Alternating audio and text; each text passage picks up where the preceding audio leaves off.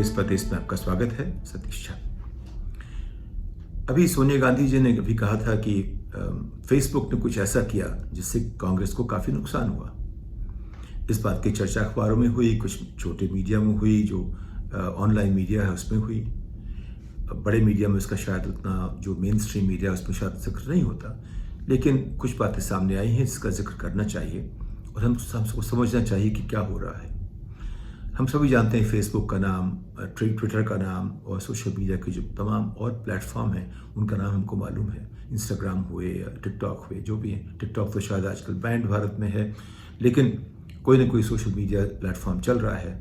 और एक आपको अंदाज़ दें, इस पर जो इस्तेमाल करने वाले हैं सबसे ज़्यादा जो बड़े लोग हैं उनके काफ़ी अनुयायी हैं। ट्विटर पे तो करोड़ों में हैं। प्रधानमंत्री के करीब 8-9 करोड़ अनुयायी हैं, अमिताभ बच्चन के 10 करोड़, इसके आसपास, यानी कि काफ़ी लोग हैं ऐसे। और अखबार वालों के भी हैं, कभी किसी के पास 70 लाख, किसी के पास 1 करोड़, इतने अनुयायी हैं। हम बात कर रहे हैं ट्विटर की। और इस तरह फेसबुक पर भी आप देखोगे लाखों और करोड़ों की तादाद में लोगों के अनुयायी हैं इन सब चीज़ों के। तो उनकी बात जो है फिर सबके पास फ़ौरन पहुंच जाती है। वो बहुत अच्छी बात है। टेक्नोलॉजी का मतलब यही है कि कैसे विचारों का, समझ का, ज्ञान का एक लोकतांत्रिकरण किया जाए, डेमोक्रेटाइजेशन कैसे इसका हो, उसमें टेक्नोलॉजी ने बहुत मदद की है। पहले जब आप एक अपना लेख छापना चाहते थे तो अखबार को भेजते थे, संपादक उसको जांचता था, उसके नीचे के लोग जांचते थे, 100 में से एक की उसकी क्षमता थी छपने की, या वो इस लायक होता था कि छापे। अक्सर अच्छे अखबारों में वो जो नंबर 300 में से लेख छापा करते थे। बट आज की तारीख में सभी 300 के 300 छाप सकते हैं आप। उनके पढ़ने वाले चाहे 1 हों, चाहे 100 हों, चाहे लाख हों, चाहे करोड़ हों, लेकिन छाप सब सकते हैं। अगर आप इस तरह से सारी बातें छापोगे तो उसका कुछ तो असर पड़ेगा देश पर, समाज पर। तो अब ये फेसबुक की बात करते हैं, जिसका आजकल जिक्र हो रहा है कि उन्होंने कुछ ऐसा किया जो गलत है। जब भी हम कोई खेल खेलते हैं या जब भी कोई प्रतिस्पर्धा की बात होती है, खेल यानी कि जो करीब करीब एक तरह की टीमें हैं, उनकी ताकत एक तरह की है, समाज कौशल एक तरह का है, और एक कानून भी उनके लिए, नियम भी एक तरह का है। अब वो दोनों कोशिश करते हैं, उनमें कभी एक जीतता है, कभी दूसरा जीतता है। उसे कहते हैं एक स्पोर्ट्समैनशिप। और आमतौर पर चुनाव में भी एक स्पोर्ट्समैनशिप होती है कि अपनी बात आप औरों तक पहुंचाइए। ज़्यादा लोग बात आपकी मानते हैं, आपको चुनेंगे, कम मानते हैं, नहीं चुनेंगे। तो ऐसे इलेक्शन होता है, उसकी एक उसके कुछ नियम हैं। इलेक्शन कमीशन का काम है वो नियम चलाए जाएँ, देखते रहें। जैसे कि क्रिकेट में जो कोच करता है या क्रिकेट कंट्रोल बोर्ड होता है, वैसे इलेक्शन कमीशन का काम है। लेकिन आपने देखा होगा कि हम लोग क्रिकेट खेलने में बहुत ही सूक्ष्मता से अब सारे नियमों का पालन करते हैं, लेकिन चुनाव में सारे नियम ताक पे रख दिए गए। कौन कैंडिडेट कितना खर्च करता है, कौन कैसे करता है, कौन ईवीएम कैसे मैनिपुलेट करता है, कौन किसको कितने पैसे दे के वोटर लाता है, सारे नियम बने हुए हैं, लेकिन नियमों को ताक पे रख दिया जाता है। अब बात आई सोशल मीडिया की, फेसबुक की, ट्विटर की। वहाँ अब जो बात सामने आ रही है वो दिखता ऐसा है कि फेसबुक ने कुछ चीज़ें की। फेसबुक एक प्लेटफॉर्म है, हम और आप सभी इस्तेमाल करते हैं, बहुत लोग इस्तेमाल करते हैं। देश में करीब हमारी आबादी 140 करोड़ की है। कम से कम 20-30 करोड़ अकाउंट ऐसे हैं जो कि फेसबुक के हैं। उसमें कुछ फेक होंगे, कुछ जेन्युइन होंगे, कुछ रोज़ इस्तेमाल करते हैं, कुछ कभी कभी करते हैं। लेकिन एक प्लेटफॉर्म है अपनी समझ को बांटने का, अपनी जो पसंद है उसको बांटने का, एक दूसरे से, अपने दोस्तों से, तमाम लोगों से। कई लेवल उसके हैं, कहाँ कहाँ बांट सकते हैं। तो फेसबुक ने क्या किया, कुछ चीज़ें की। एक तो ये कि उसका एक नियम होना चाहिए कि कैसे वो अपनी खबरें बांटेंगे। तो उन्होंने ये किया कि आप अगर बांटना चाहें तो आप विज्ञापन दे सकते हैं। अब अगर आपके विज्ञापन 10 लाख लोग देखते हैं तो आप 50 से 60,000 रुपये देने पड़ते हैं। तो उन्होंने कुछ ऐसा किया कि अगर कांग्रेस को देंगे तो हम 60,000 में देंगे, और बीजेपी को देंगे तो 40,000 में देंगे।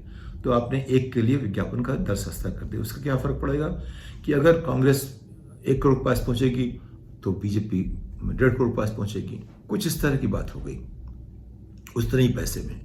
तो ये तो कुछ बात लगती नहीं ठीक। मान लीजिए क्रिकेट का खेल आप खेल रहे हो, तो एक पार्टी के लिए नियम ऐसा है एक तरह से कि वो एक तरह से आउट होंगे, दूसरी तरह से आउट होंगे। या एक पार्टी में को नियम है कि वो गेंद हल्की फेंकेगी, दूसरी गेंद तेजी से फेंकेगी, तो फिर खेल क्या होगा। तो यहाँ भी कुछ ऐसा ही है कि एक से ज़्यादा दाम ली, एक से कम दाम ली। एक तो ये बात है। दूसरी बात ये हुई कि जब मान लीजिए किसी ने कोई ख़राब पोस्ट की, जो ऐसी चीज़ें जो कि अनपार्लियामेंट्री हैं, जिनसे कि हेट स्पीच उनको माना जाता है, जिनसे समाज में तनाव फैल सकता है, उनको फेसबुक कोशिश करता है कि ऐसी पोस्ट हटा दी जाए। अगर वो पोस्ट मान लीजिए भाजपा की है या रूलिंग पार्टी की है, जहाँ भी जो रूलिंग पार्टी है, तो उस पर आप थोड़ा ढीले हो जाते हैं, उसको आप नहीं हटाते हैं। और अगर वही विपक्ष का हो तो उसके खिलाफ आप फ़ौरन एक्शन लेते हैं। तो ये जो है अब दो तरह के नियम हो गए। वैसे तो आप जानते हैं कि सभ्य समाज में भी जो आमतौर पे ये होता है कि आपका चेहरा देख के हम तय करते हैं कि कौन सी नियम आपके ऊपर लागू होगी, वो तो मान लिया। लेकिन तो चुनाव की बात हो रही है, वो चुनाव जो हमारे प्रतिनिधि सरकार में भेजते हैं, जिससे हम सरकार चुनते हैं, वह चुनाव के लिए हमें क्या करना चाहिए? नियम तो एक होना चाहिए। उस नियम में जो नियम कांग्रेस के लिए है वही टीएमसी के लिए है, वही आपके लिए है, वही भाजपा के लिए है। अब कुछ ऐसा लगता है कि वो नियम फेसबुक ने उसकी अपनी जो पद्धतियाँ हैं या उसकी जो अपनी प्रोसेस है, उसने उस नियम में एक अड़ंगा लगा दिया। ये कि जो जहाँ सरकार आएगी वहाँ सरकार के पक्ष में चले गए, विपक्ष को थोड़ा सा मुश्किल कर दिया, ये भी है। इस तरह से आप देखो तो अब उन्होंने एक जगह देखा हमने कि जो रिपोर्ट आई है कि उन्होंने कांग्रेस से 53,776 रुपये लिए और भाजपा से 41,844 रुपये लिए 10 लाख इम्प्रेशंस देखने के लिए। एक और बात हुई कि अब जब हम विज्ञापन देते हैं तो उसका पैसा हम दे सकते हैं या हमारा कोई दोस्त दे सकता है। जब तक व्यक्तिगत बात है तो ठीक है। अब बात आ गई पार्टी की। अगर एक पार्टी विज्ञापन देती है, उसके पास पैसे नहीं है, उसके दोस्त उसको देना शुरू कर दें, तो आमतौर पर ऐसा होता है कि एक तो पता नहीं लगता किसने किसके लिए दिया, और जो सीमाएं हैं जो इलेक्शन की जो उन्होंने तय कर रखी हैं, इससे ज़्यादा खर्च नहीं कर सकते, वो अपनी लांघी जा सकती हैं। तो ऐसा हुआ कि 23 लोगों ने भाजपा के लिए अपने अकाउंट से पैसे दिए, जिसका कि जो उसको फेक अकाउंट कहिए, सरोगेट अकाउंट कहिए, जो भी घोस्ट अकाउंट कहिए, जो भी कहना हो कह लीजिए आप। तो ये भी हुआ। फिर ये भी बात थी कि एक जो कंपनी थी, बहुत बड़ी कंपनी थी, उसने काफ़ी सारे विज्ञापन दिए। वो कंपनी जो थी रिलायंस, जो मुकेश अंबानी की कंपनी है, उसकी सब्सिडियरी थी पूरी तरह से। उसने पैसे दिए फेसबुक को बीजेपी के विज्ञापन के लिए। और ये जो था, जैसे कि एंटी मुस्लिम विज्ञापन अगर आए, तो अगर वो बीजेपी के थे तो उस पर कोई कार्रवाई नहीं हुई, और कोई दूसरी पार्टी ने जो भी अगर विज्ञापन दिए तो अगर वो उनको पसंद नहीं, उन्होंने काट दिया उसको।